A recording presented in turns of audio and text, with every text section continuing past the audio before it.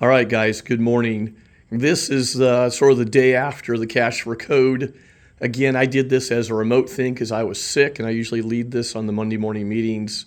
So I sent this to our office, and they'll do that hopefully this morning.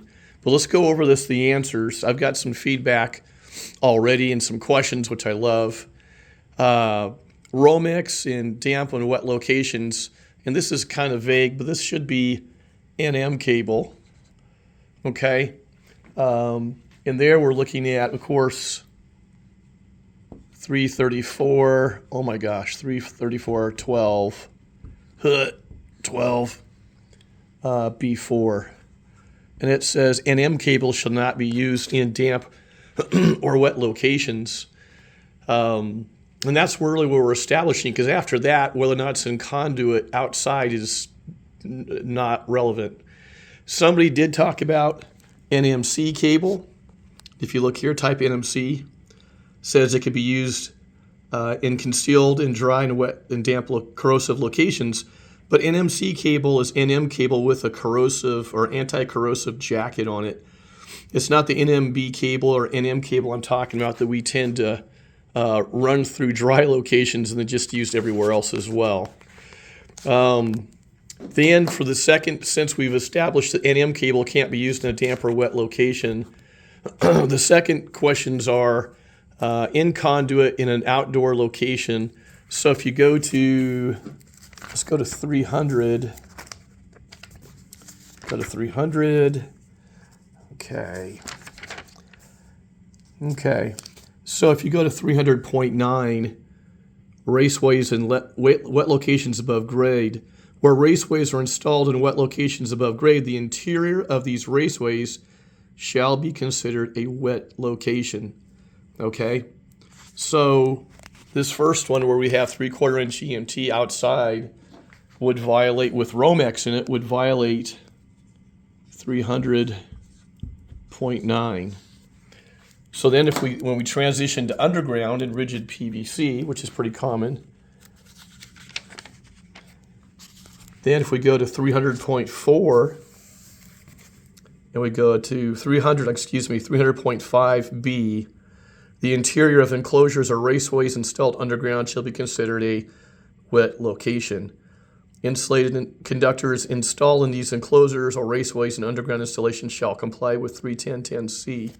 Okay, so that's 300.5B.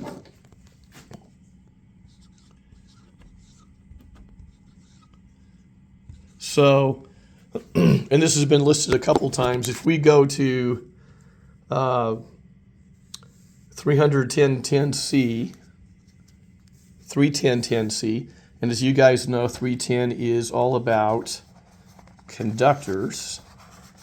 So here we go, 310 rather, I keep saying 300.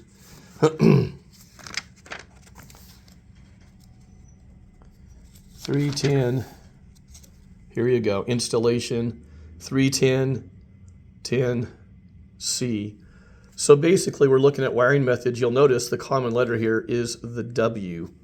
And a great example of that then, if you wanted to, as an example of the right way, which we could talk about, or code complaint, we could talk about number 4, you could use as an example for an answer here, Article 340, which is UF. So if we go to 340 real quick,